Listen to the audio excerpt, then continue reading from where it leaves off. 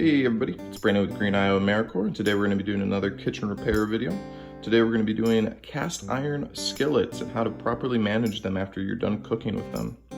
Today's products that you're going to need: a little bit of paper towel to be spreading oil later on. You're going to want a rag. You could also use a steel covered sponge, like a chainmail sponge, but a rag will do it. You're gonna want some canola oil, which is the oil we're gonna be spreading across the cast iron. You're gonna use canola instead of olive because olive can tend to go rancid.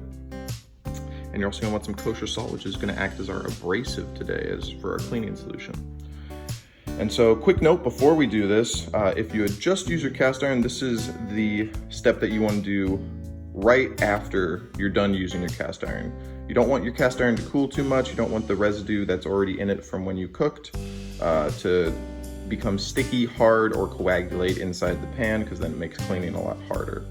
So to start off the process, we're gonna take our cast iron over to the sink. We're gonna sprinkle a little bit of kosher salt into it, and we're gonna get the kosher salt a little bit damp and start scrubbing it out.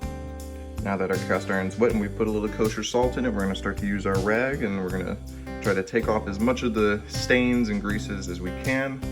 Just put some elbow grease into it and that should get it done. Now that I'm done wiping down the cast iron with our rag, we're gonna wet it down with some hot water, rinse it out, and then we're gonna dry it out with a paper towel to make sure there's no moisture left on it. Now that we've dried our cast iron, we're actually gonna put it on the stove. We're gonna put it on a medium heat and wait for the cast iron to get a little bit hotter just to get rid of any residual moisture. We don't want this to have any moisture on it before we put oil on it.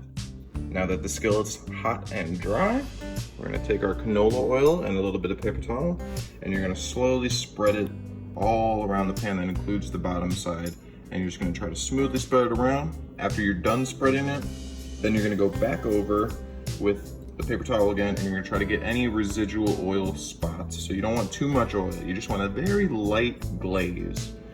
So we're gonna do that. Be sure to not touch the pan while it's too hot. If you do, maybe try to touch the handle. The handles tend to not conduct too much heat, but maybe use a oven mitt while you're doing this. Okay, so now we have it oiled. You can see even glaze of oil onto the skillet. And now this is pretty much ready to go. You're gonna wanna let this cool before you put it away. And if you want it to be more seasoned, which is what the oiling process is called, you can always come back at it again with more paper towel and more oil, and you can do more and more coats, kind of like painting it. Up to 5 or 6 is the highest recommended amount in terms of that is about as seasoned as you'll ever really need it to be.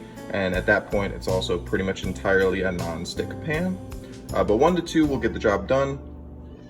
So yeah, Simon's calling me. So that'll be all for the cast iron video. And I hope you guys know now how to keep care of your cast irons after using them.